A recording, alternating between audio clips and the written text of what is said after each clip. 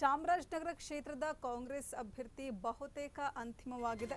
ಕಾಂಗ್ರೆಸ್ ಅಭ್ಯರ್ಥಿಯಾಗಿ ಸುನಿಲ್ ಬೋಸ್ ಬಹುತೇಕ ಫೈನಲ್.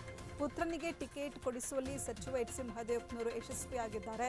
ಚಾಮರಾಜನಗರ ಲೋಕಸಭಾ ಕ್ಷೇತ್ರದ ಟಿಕೆಟ್ ಖಾತರಿ ಹಿನ್ನೆಲೆ ಕಾಂಗ್ರೆಸ್ ನಾಯಕರನ್ನ ಸುನಿಲ್ ಬೋಸ್ ಭೇಟಿಯಾಗ್ತಾ ಇದ್ದಾರೆ.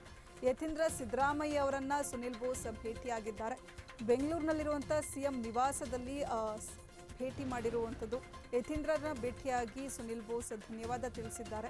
ಸುನಿಲ್ ಬೋಸ್ಗೆ ಕಾಂಗ್ರೆಸ್ ಮುಖಂಡರು ಬೆಂಬಲಿಗರು ಈ ವೇಳೆ ಸಾಥ್ ಕೊಟ್ಟಿದ್ದಾರೆ. ಕಾಂಗ್ರೆಸ್ ತನ್ನ 1ನೇ ಪಟ್ಟಿಯನ್ನು ಮತ್ತು 2ನೇ ಪಟ್ಟಿಯನ್ನು ಬಿಡುಗಡೆ ಮಾಡುತ್ತೆ. ಅದರಲ್ಲಿ ಚಾಮರಾಜನಗರ ಕ್ಷೇತ್ರದ ಅಭ್ಯರ್ಥಿ ಫೈನಲ್ ಆಗಿರಲಿಲ್ಲ. ಇದೀಗ ಅಂತೂ ಇಂತೂ ಕೊನೆಗೂ ಕೂಡ ಕಾಂಗ್ರೆಸ್ ಅಭ್ಯರ್ಥಿಯಾಗಿ ಸುನಿಲ್ ಬೋಸ್ ಬಹುತೇಕ ಫೈನಲ್ ಆಗಿರುವಂಥದ್ದು. ಪುತ್ರನಿಗೆ ಟಿಕೆಟ್ ಕೊಡಿಸುವಲ್ಲಿ ಸಚಿವ ಮಹದೇವಪ್ಪನವರು ಯಶಸ್ವಿಯಾಗಿದ್ದಾರೆ.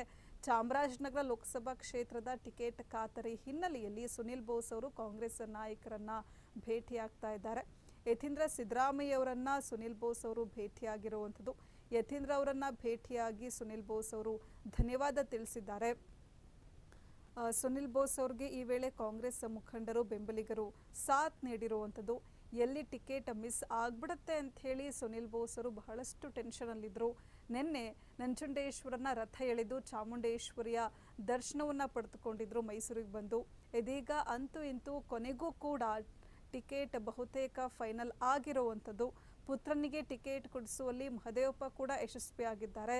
ಚಾಮರಾಜನಗರ ಲೋಕಸಭಾ ಕ್ಷೇತ್ರದ ಟಿಕೆಟ್ ಖಾತರಿ ಹಿನ್ನೆಲೆಯಲ್ಲಿ ಕಾಂಗ್ರೆಸ್ ನಾಯಕರನ್ನ ಸುನಿಲ್ ಬೋಸ್ ಅವರು ಭೇಟಿಯಾಗ್ತಾ ಇರುವಂಥದ್ದು.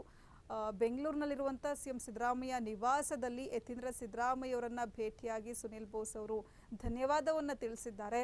ಈ ವೇಳೆ ಸುನಿಲ್ ಬೋಸ್ ಅವರಿಗೆ ಕಾಂಗ್ರೆಸ್ ಮುಖಂಡರು ಬೆಂಬಲಿಗರು ಸಾಥ್ ನೀಡಿದ್ದಾರೆ.